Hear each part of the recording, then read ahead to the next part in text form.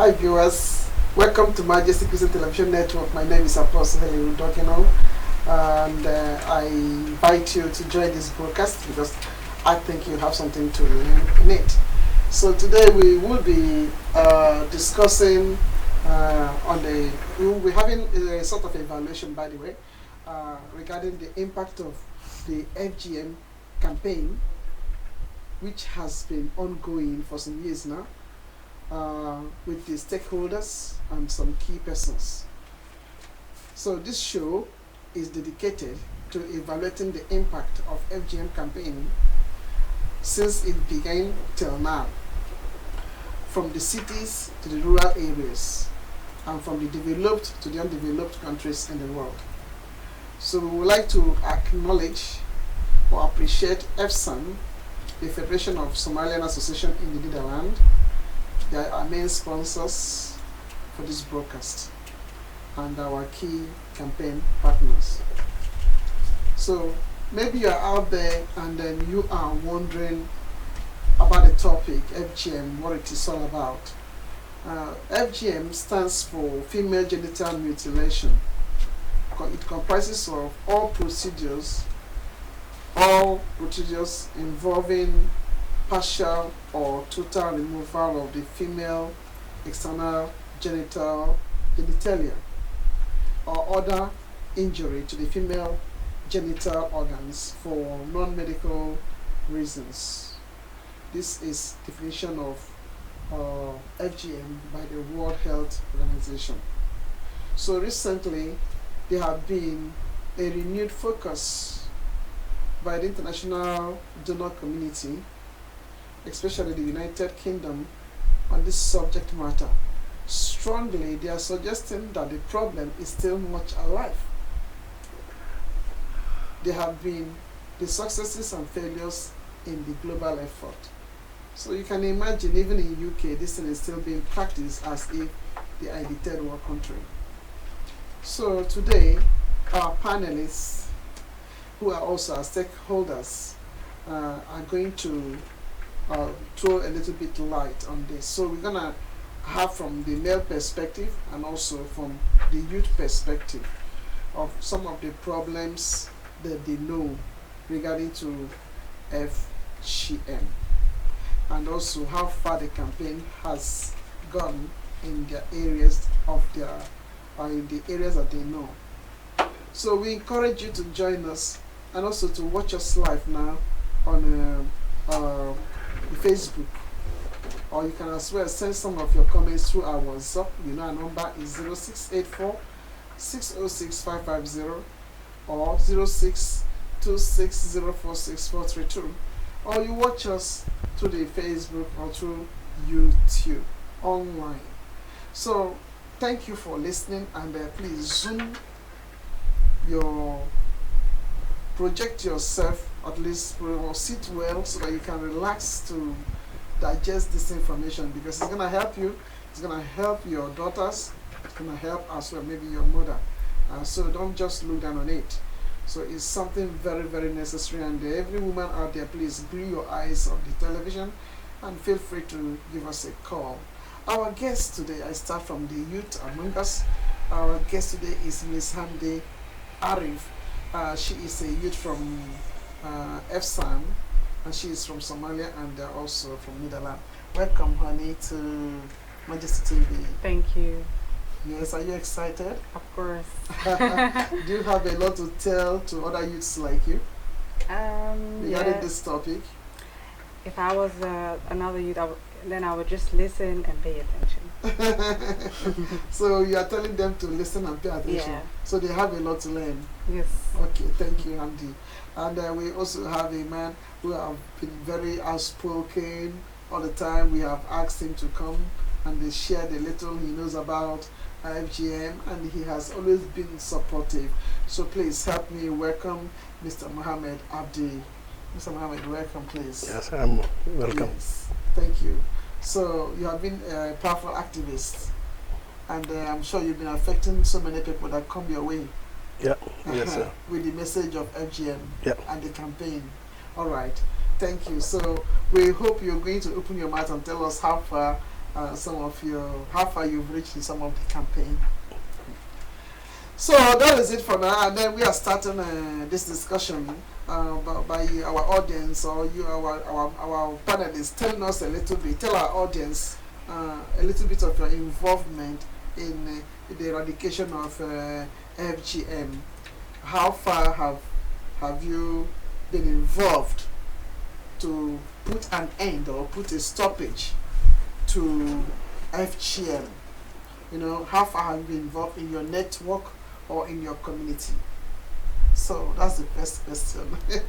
Okay. So should I start? Yeah, any one of you. Okay. Well, as a youth, I'm a member of the youth hub based in Brussels. Yeah. It's called the Youth Hub of End FGM, and I got there through FSUN, Okay. through my mom basically as well. And since I was younger, we always like got the topic about growing up and talking about FGM. As a kid, I was always like, what is FGM? What's that? So I was very interested. Yes, And I used to go Yeah. with my mom to the places where they discussed about FGM.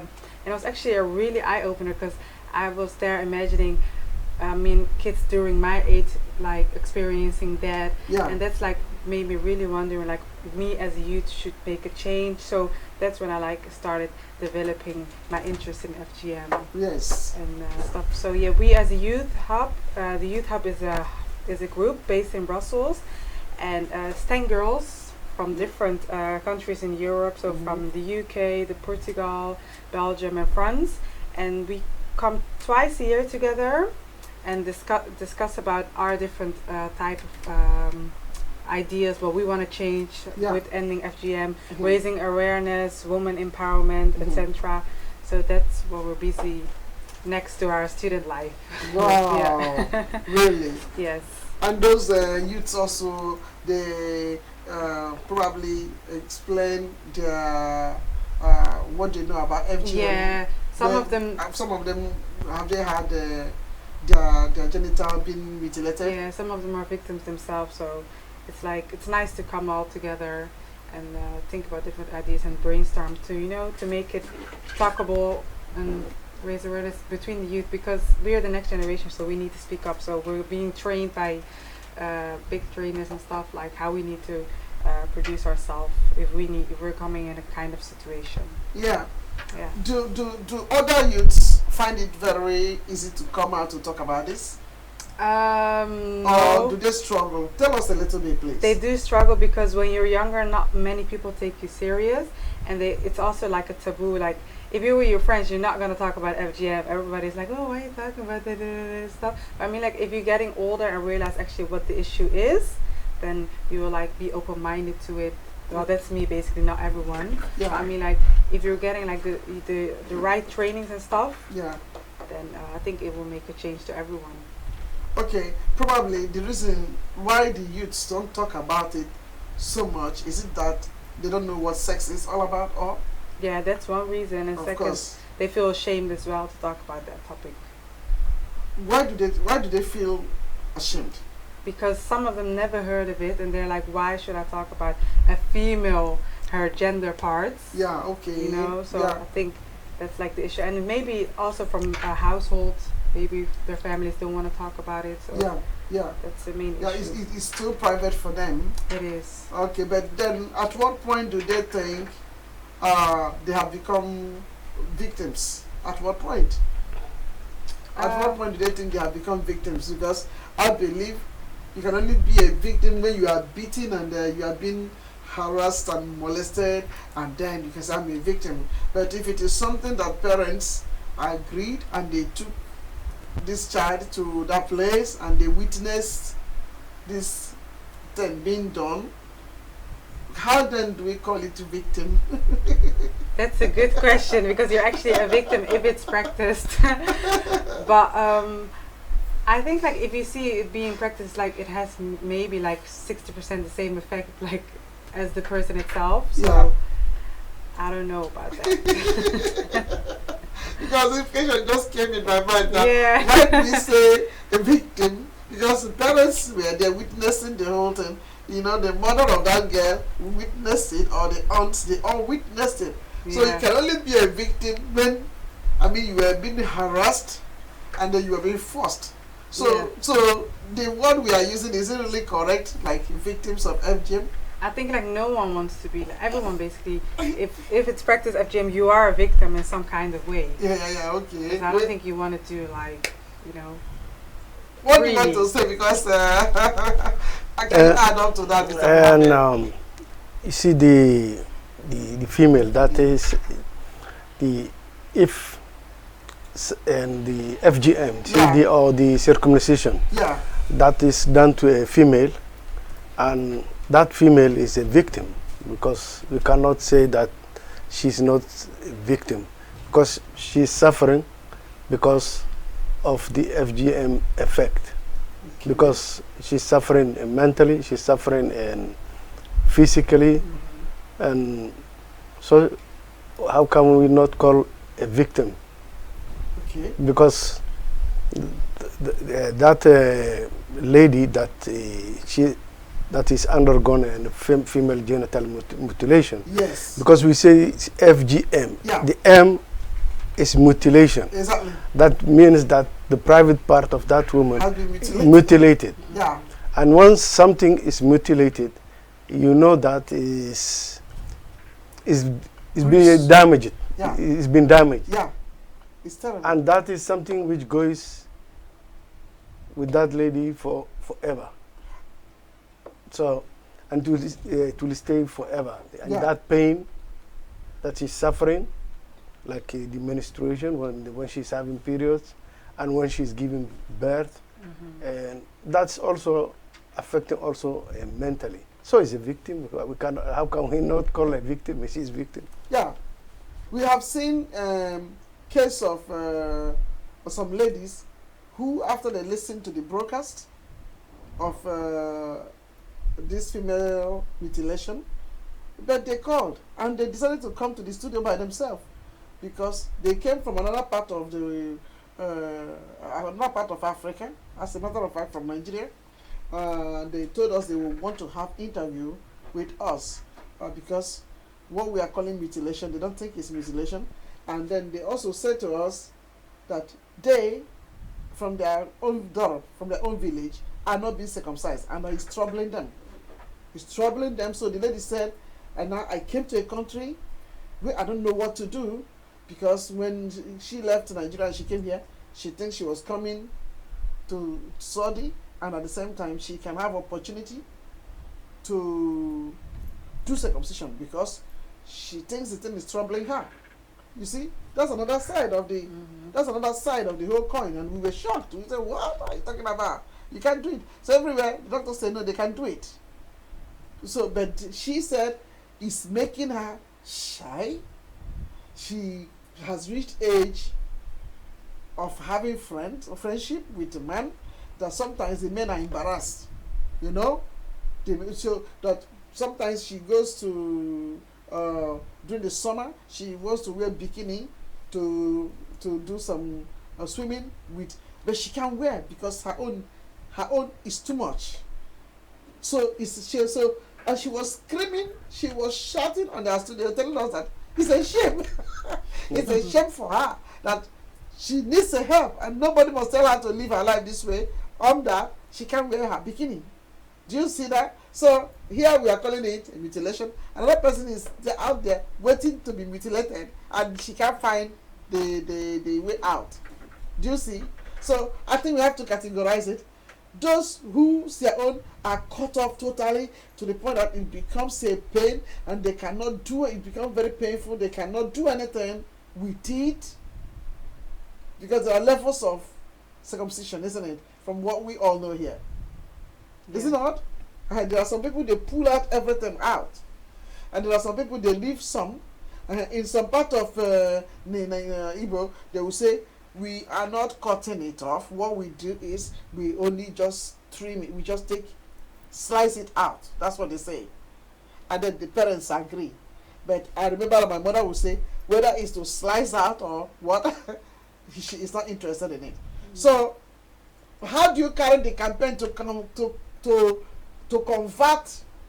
convince somebody who recently at the internet as well, social media, I was watching a Vorhanger Frauen, a lady pastor, no, not a lady pastor, I'm sorry, please. A president, a lady, the wife of a president of Togo, I think. She was really very angry about this whole thing because she said, how can you tell African women not to circumcise? How can you say that? Because to their culture, it's normal and it must be done. And that it is not a problem because they circumcise, they still have sex, they still have their children, they still enjoy. So why must we sit here and we are calling it mutilation? What do we say?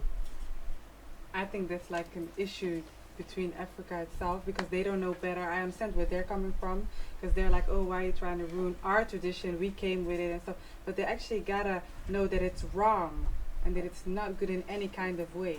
Okay. And I think like you gotta be educated about it. If you're not educated about it, then you won't know about the forums about it, about all the health issues and stuff. If you don't know about that, obviously you think everything is right. So I think like education is a big problem.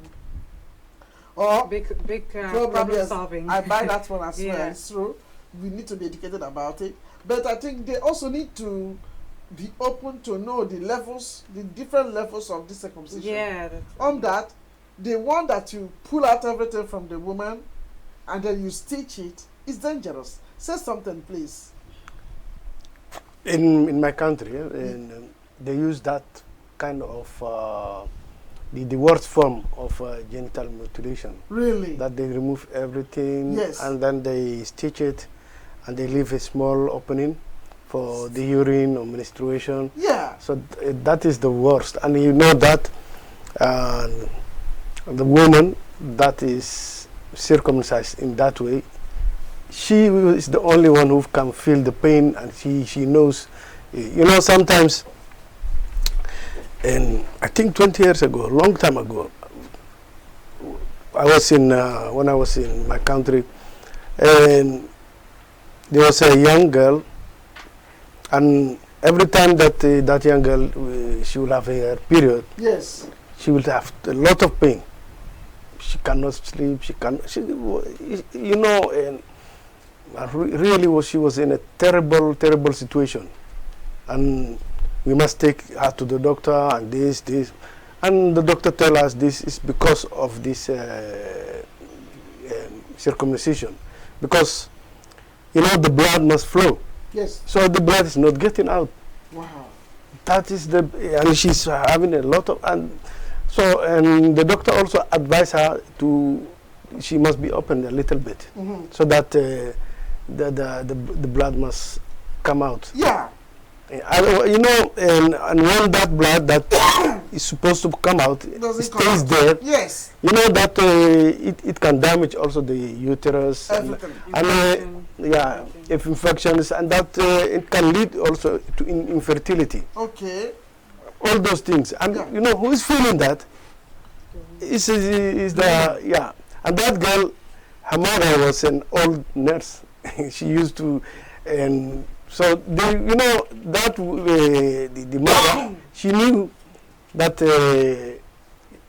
she did to her daughters. Ooh. Because of the cultural things, Yes. because they must follow that, but she can see that what she has done, it's a damage. That is damage her daughter. Yes. And that mother, her own was also stitched away. Yeah, because she did it because she knows that this is bad and it's very dangerous, but she did it because the daughter at that time, she was almost I think 17, 18 years. So, and then she did it years ago. But at that time also, the mother herself was an educated lady. She Yes. was a nurse. She knew everything. But the cultural thing is much stronger than the education. That's Yes. the problem. That's why those ladies who are educated, they are saying, no, we must do it. Yeah. Yeah. So how far has your campaign reached then? The campaign for them to stop. How far has it reached in your neighborhood? Have you succeeded? Because from Abdi, at least, she has a network of girls who they come from time to time to talk about it. But my question to you is it only that you talk about it, but have you seen other young stars like you who are aggressive and saying, no, we cannot do it. We will never allow ourselves to be, mutilated. Yeah, I actually don't see them because last time we had like a meeting, like there were even girls from Ghana and in Africa, and they campaign so good in their country. So Yes. Step by step, baby step, they're definitely making a change, and especially when people see young people say no, no, no, they're like, oh, maybe we should think about it and Yes. maybe make a change. Yes. Yeah. Exactly. So, Mr. Ahmed, so how far have you gone in your own network in trying to help to stop this thing? And I think I was involved in this topic, this issue, for a very long time. Yeah. Now, since 2004. Mm-hmm. And I was, at that time, I followed several training or courses Yeah. by EFSAN with Zahra Nale. And since at that time, I was involved, and we have done a lot of things here in Amsterdam. And the problem was that I think, in a way, we have succeeded in getting the message across. Okay. But I remember at that time when we are doing this the training. So we were in the Somali community, and when people come, we have to explain why FGM is bad. So I remember that the old men at that time. Yeah. They say, okay, what are you talking about? It's FGM. Oh, they didn't like it. So even they didn't like to be talked about. Oh, really? Let alone going to training and getting the knowledge for themselves so that they know that how bad this is. So you remember? Yeah. But and we didn't just stop there. We just continued. Yes. And also the same with the ladies. Okay. So this is something that FGM is something that has been practiced since, I think, thousands of years. It's not since the Pharaoh, I think, I don't know, thousands of years. So it has become like in Africa. In Africa, both Muslims and Christians and people without religion, they practice. So in our community, people think that, and I remember when I was a child, and when I see that young girls were circumcised, you see the mothers and the community will think that, oh, this is something, is a religious thing that they're doing. It's a religious duty. Yeah. That their daughters must be circumcised so that, and later they become good wives, and so something like that. So, but that has nothing to do with the religion. Exactly, it's true. Because that this culture has been going on for a long time, and for generation to generation, it becomes like a religion. People think, oh, this is a religion. Yeah. But because if you search it up, you can see that it's not religion. It's not religion, but and also the religious scholars, must be also involved and tell people this has nothing to do with religion, because this is a culture that came from Pharaoh or something like that. But there are a lot of progress. Okay. So now in my country, because last 2-3 years I was following the situation there, and the government in Somalia, they're doing their best, because the Ministry of Health now, they are involved in eradicating this practice. Yes. So they're doing a lot of things. They are that's good. they're talking to the communities, to women, so that and they're doing their best also. But in Somalia, we don't have a lot of resources to combat this thing. Yeah, exactly. That is the problem, because our country, last 27 years, there was civil war, everything was destroyed. So to reach the communities, because the country is big, to reach everywhere, and communities, nomadic people, everywhere, you need a lot of resources, and and the government in Somalia doesn't have. But they're doing, with the little resource they have, they're just doing their own bit. Awesome. So do you think there's any economic benefit attachment to their resistance? And to the resistance, why sometimes they resist the campaign? They resist to put a stop.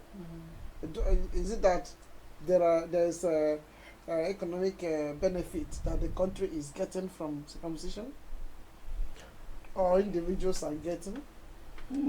I don't.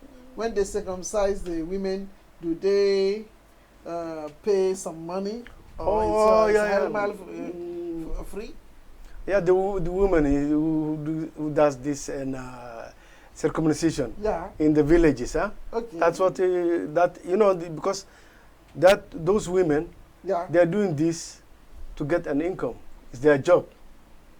So that is because when the girls are circumcised, families call them, they know, so they pay them. So that is for them, they're making a living. So there's because I remember. Nothing is free over there. Yeah, I remember when I was doing this training with EFSAN long time ago. Yeah. It was I think I saw a video clip. Okay. Which Zahra Naleh made. It was a long time ago. Okay. It was, I think, in northeastern Somalia, very remote villages. Yeah. And they interviewed a woman, it's a midwife, who was doing this traditional FGM. And they asked, why are you doing it? Yes. And they say, because this is my living, this is my income. Oh, really? Yeah, because that was they interviewed her, and it was and the woman said that this is a source of income for me. Yeah. So if you give me another source of income, alternative, then I will stop it. That was it was Zahra Naleh who made that film. It was a long time ago. Really? So you must do something for that woman so that you can stop. You never know if she stops, so yeah. use it as a side hustle. Really? Well, those of you who are just joining us in this broadcast, we are having an evaluation on the impact of the FGM campaign with our stakeholders. So in case you have any contribution to make, please give us a call in the studio line, which is 020-3374160. So our guests, they are ready, and they are doing justice to the topic. So what do you think are some of the failures to this campaign? I think a lot of failures, because the first one I think is a budget for everything. There needs a budget, and second of all, I think it's more important to involve men as well, because when people think about FGM, it's just woman, but if the men talk about it as well, that will make a big impact in campaigning to end FGM. Yeah. Okay. So you feel that the budget was not enough? No. So that means the campaign couldn't go around the places, or we've not really saturated the environment with the campaign. Yeah. Because people have I've seen so many people have great ideas. They come to policymakers and that, but the policymakers always respond with, "We need to have a budget, think about a solution, then come back with another idea." So budget is definitely a big issue. But yeah, you can always start a own GoFunding or anything like that. So there's a solution. Wow. So does that mean that you are lacking some of the tools that must be used for the campaign? Yeah. Like enough films, enough film shows, because if somebody doesn't know how FGM is being done, we're supposed to make little clips of how serious FGMs are being done, the damage is being done, and then maybe get doctors to talk more about it, the damage. Gynecologists, especially, they are the ones to talk about it, the damage it is causing towards when a lady wants to have baby. And also we get a sociologist for them to also talk about it when the woman is mature to have sex with her husband. So does she enjoy it? You as a man, would you have you had any experience with those who are mutilated genitally? As a man, and you are from Somalia, you married maybe from Somalia too. So does it, when you sit among yourselves as men, do you talk about what you can do to help the women? Is the problem of or enjoy the sex, or do people just feel that the women, all your women enjoy it? You know, women don't enjoy sex, but when with this tightness. Because it's not comfortable for them. Yeah. So they don't enjoy it. But you know, because this cultural thing, so the women also, they pretend to enjoy sex with her husband or something like that. No, they can't pretend, no. But they don't. No, there's nothing like that. So there's no way, be honest, there's no way somebody, if you're inflicting pain on somebody, and then instead of her to be screaming and telling you she's feeling pain, you are busy. Because your goal is that you can, have your satisfaction as a man. Is it not? Yeah, because, they don't feel, they don't enjoy it. Yes. That is true. That is true. But is there any time women have come out, like in a march, or in a, a protest? They have carried a protest to say, this, we are fed up with it. We can't put up with this pain anymore. And then they carry placards and they are walking around saying, those who are circumcised and you want to stop it, come out, Have you ever seen something like that? No. So they only talk about it, but they have not protested. Is it that they are afraid? Yeah, I think they. No, because what I'm saying they don't is protest that from in my Somalia country. is high. Because the other time, we were mentioning the figures, the percentage of women who have been circumcised in Somalia is very high. It's like 98. Yeah, it's very high. It's very, very, very high. So why I'm just pointing my hands on you is that in your country it's very, very high. Like in our country, it's just some few percentage, okay? Yeah. So even before, when we started with Zara and Ale, we saw that the percentage in Ghana was like nothing. But now I saw that even in Ghana, they have about 4%. So they are That's very low compared to Somalia. They had 2% before. But now it's... they are rising. They expect them to go down, okay? And then in Nigeria, I think it was 13%. 13. And then in your country, Somalia, it's 98. That is yes, terrible. So all the women supposed to come out, all those mothers who have had it and who have been hearing the campaign and who hear their daughters complain now, they're supposed to come out and speak about it. So you don't stay in a marriage and then it's so painful. I think sorry, can I say, I think it's easier said than done. Because you can say like, oh, the woman needs to go. But trust me, like, it's different, especially the woman in Somalia. They're not gonna just come on the streets and be like, yo, the campaign, it hurts, the stuff like that. Because I think, like, as a Somali woman, they're strong and they don't really talk about their feelings. No, because in Somalia is too dangerous for them. True. To do that. Oh, dangerous. Yeah, because it was a country that was in a civil war for a long time.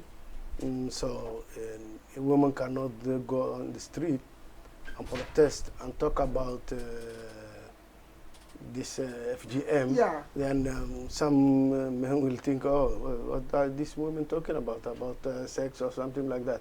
And that is something, and I think men must help women to protest. Not only women alone. Because you are putting in the lives of women in danger. So really? So you have to, men must take the campaign in the forefront. Hey, this So is that the terrible. women, yeah, because it's before, and I think, because in our country, the civil war started in 1991, very long time ago. It, now it's close to 30 years. Before that time, in my country was very peaceful. And women could protest at that time. They were Okay. not afraid.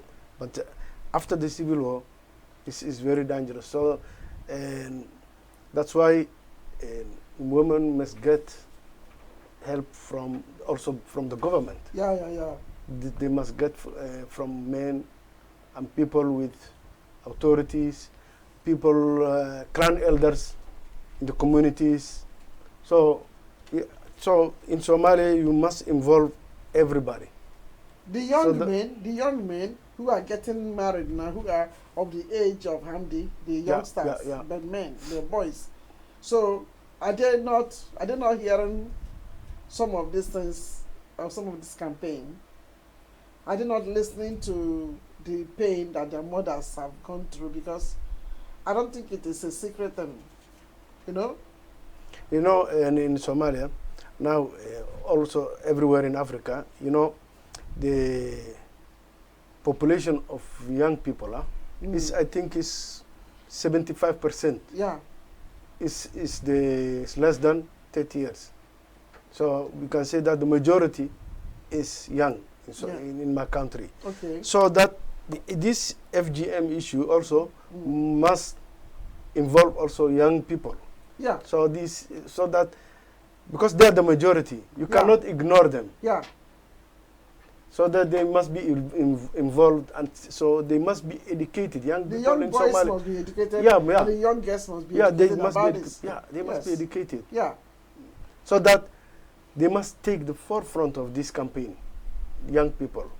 there was an experience you told us when you were on the radio one time ago, okay, how some young men who got married were feeling very bad because they could not, during their honeymoon, they couldn't do anything with their wives. Do you remember? Yeah, Because the place was too tight. yeah, So the private part was too tight, and at the same time, they could not enjoy their honeymoon. no, So the boy could not do anything, the girl could not receive no, anything. no. So I think it is something that has to be spoken, and parents should not advocate for their daughters to be caught. You know, they should not promote this circumcision. They should not promote it. No. But there are also other men who are saying that it has to be done, even if you just need to do it slightly, but not to cut off everything. And I think why, in the first place, why we need to circumcise a woman. There's a myth behind it. Yeah, that is the first. Why you need it? There must be a reason behind that you do this. Yeah, they don't want the women to enjoy yeah. Because they think that if it's left like that, that the women will be wild or something like that. How many of those who like the white people are they wild going everywhere? No, because here in Europe, you see the women here, they are not circumcised. No, And they are not wild. they're not going running after men. They're Exactly. not doing crazy things. And They're just normal. It's terrible. Let me repeat this thing again. We say it will make women wild when you leave the clitoris for them. But the fact is this. If it's going to make them wild, how come that the white people who never had circumcision, they are making just one babies, and some of them don't even make at all. Yeah. And then we who said that it is too painful, and then it will make the women wild or whatever. We are just busy multiplying children. Yeah. So that means if they leave it for the African woman or whatever, she will not. Because if with the pain, they can push out 9 children. Some of our mothers had 9 children, is it? Yeah. Some had So 11. my mother 10. 10. So 10 with this mutilation you call it, they had 10. So that means if it was not done at all, then they will have 20. about 20 or 30 children. No. So there may be truth in what the fathers are saying. There may be truth. But that is not Let be here. that's not the logic because you know, and in Africa or some you know, it's a tradition like a woman to have more babies, whether she's circumcised or not. Yeah. Because that is some people in Africa also, some communities, they don't circumcise. Yeah. And so they're still having the same children as the other. So they're Yeah. not having more children than those who are circumcised. Yeah. So these two issues are not related. But the truth of the matter is that circumcision is not good. FGM is not good for a woman. Yes. It destroys women. Exactly. And when you destroy women, you're destroying society. Yes, exactly. Because women is the pillar of the society, you know. Exactly. Because they feel inferior. So, You know? yeah, they're very important for the society. So when you are inflicting such a pain on women, then you are just inflicting that on the society, because that is we need education. Yes. And nowadays in Africa, most of the people are young now. So the FGM must focus on young people now. Yes, it's true. So young they must people have focus. to come out and they have to be involved in it. The young people must come out in their numbers and they must be involved in the campaign. Yeah, and also they must reach other young people in Africa and everywhere. Yes. They must reach, because you know, an older person cannot reach young people because No. they are not the same generation. Exactly. Yeah, yes, I can communicate with them, but not as the level of Hamdi. Yeah, it's true. Because they are the same age, because they're the same level, everything, you know. That is because the older people must help young people fight this. Yeah.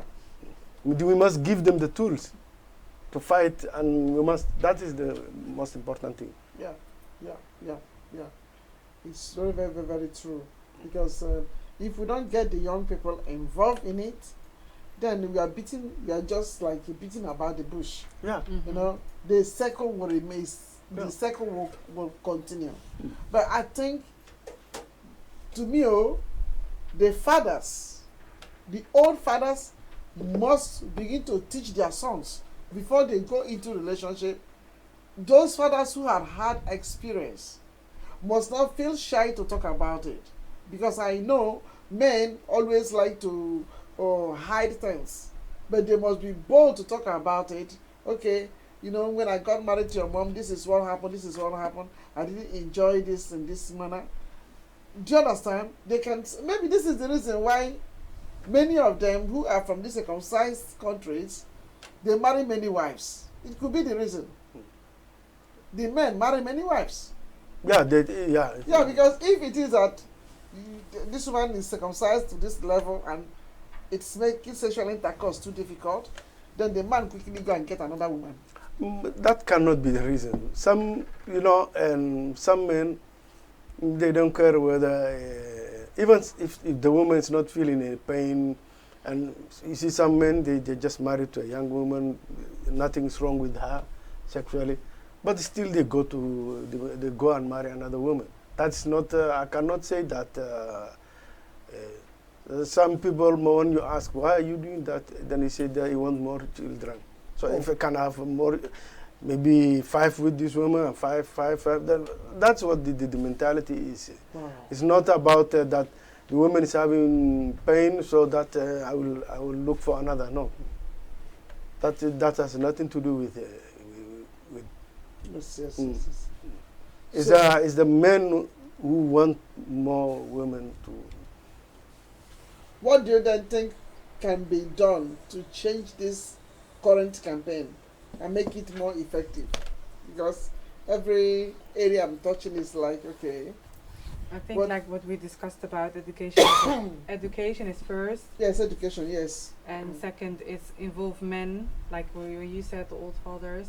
Yeah, it's very important. Yes. They And must pass the history on. They must not pass the wrong one. They Yes. have to be real to themselves.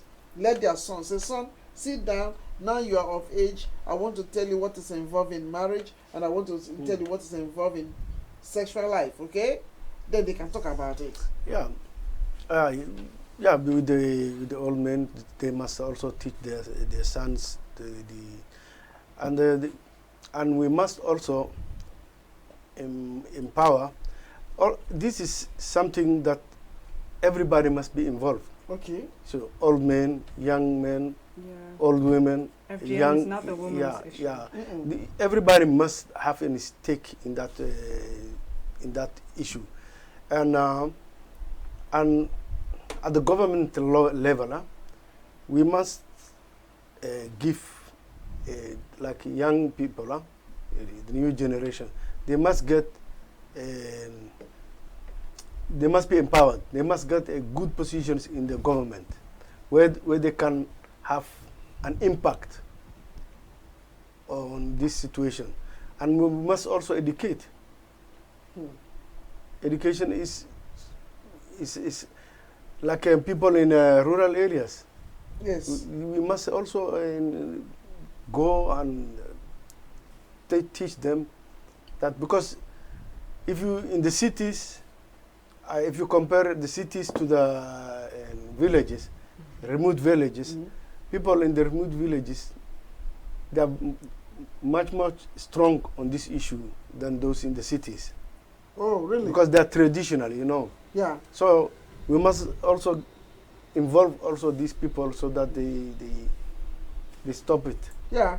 And if need be, like the video you watched one time, if need be, then let the government create some job opportunities for those women or those who are doing the circumcision. So that if you tell them to stop doing circumcision, let them now have another job as a source of income. You know what I mean? Yeah, because First, that woman must also be educated, because what she's doing, she thinks that she's doing a favor for the girls, but she's damaging them. Yeah. So she must get education.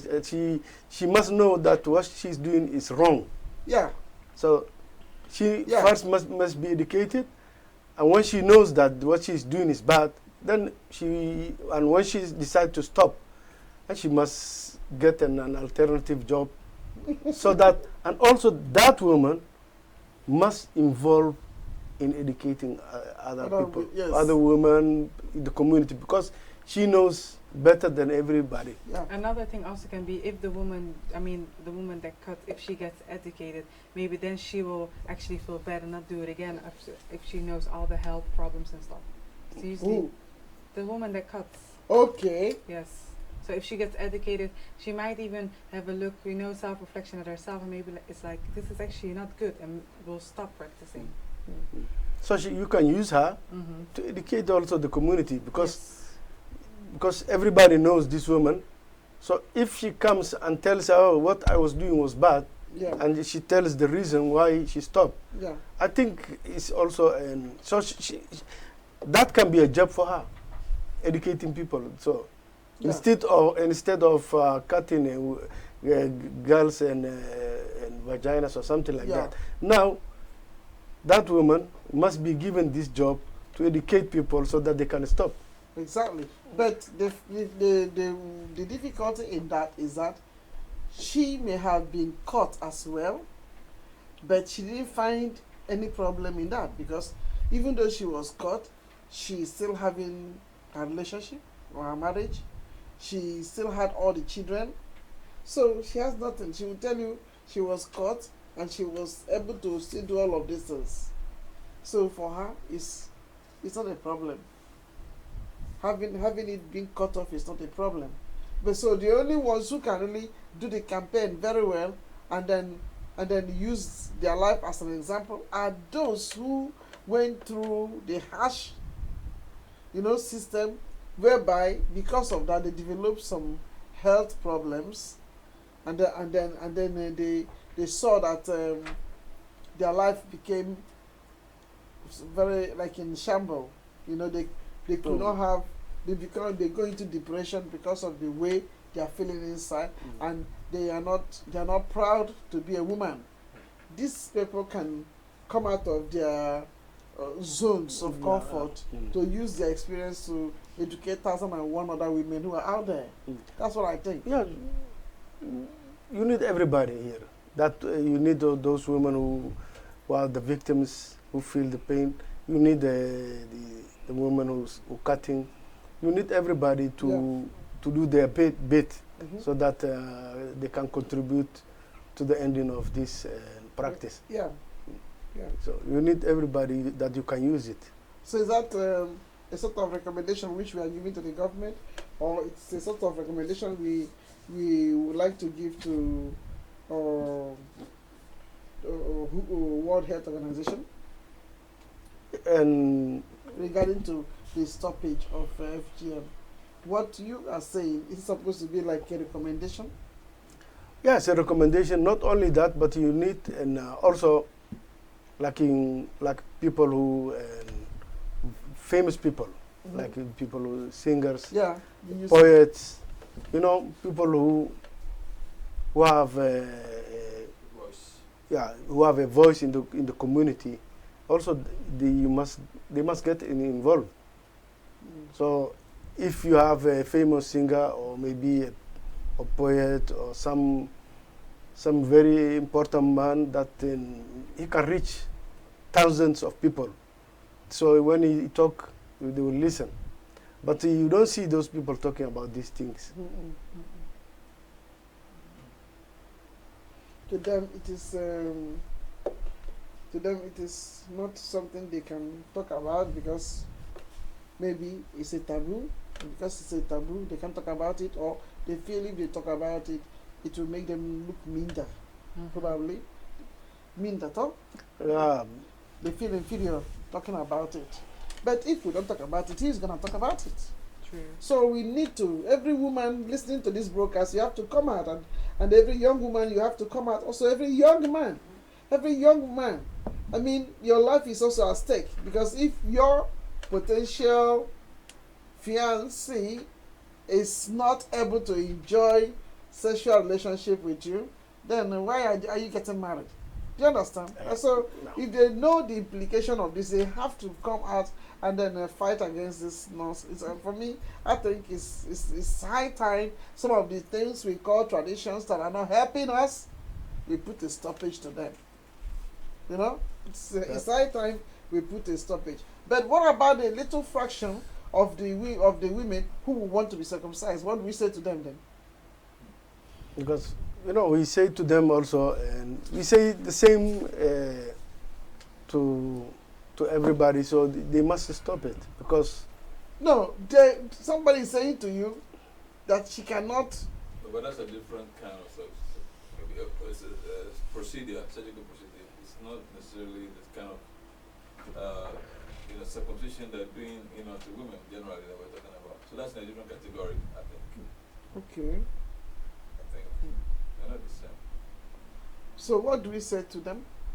To the women that want to be circumcised? Yeah, those women who have that problem, who have the problem because they are I don't want to keep mentioning the name, has overgrown so much.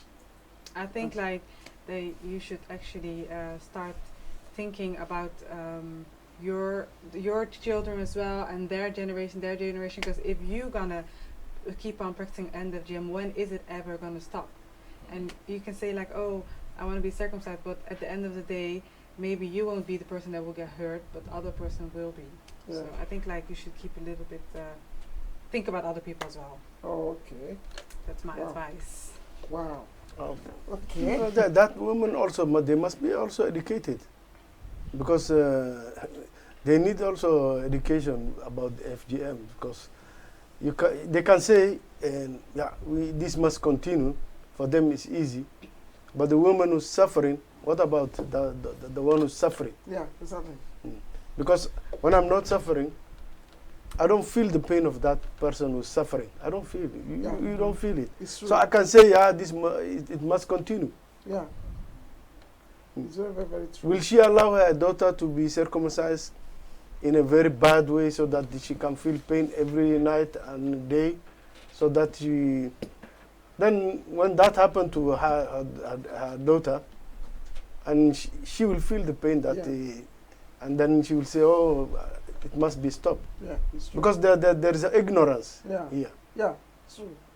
They are ignorant about the issue. Yes, the damage it causes. Yeah, because when you say something that affects other people and you say it must be continued, and you yourself, you didn't have experienced that terrible situation, then you are ignorant.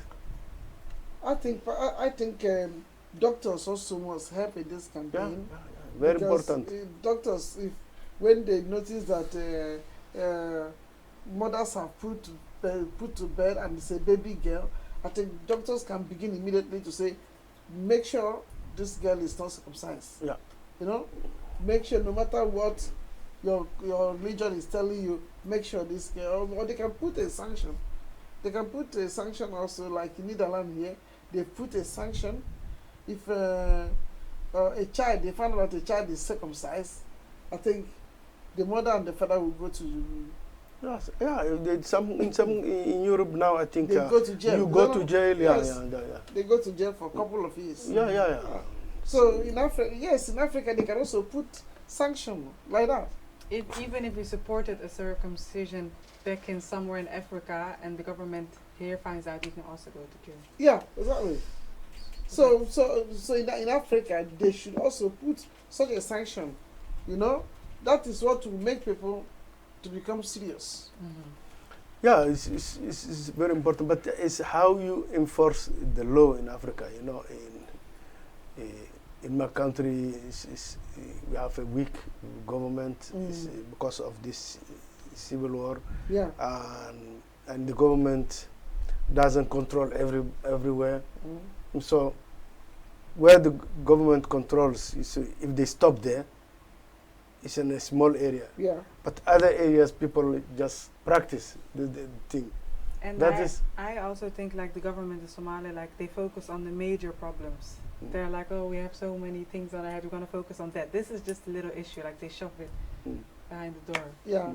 So that's the biggest problem. So, and I think it doesn't matter how weak they are, but also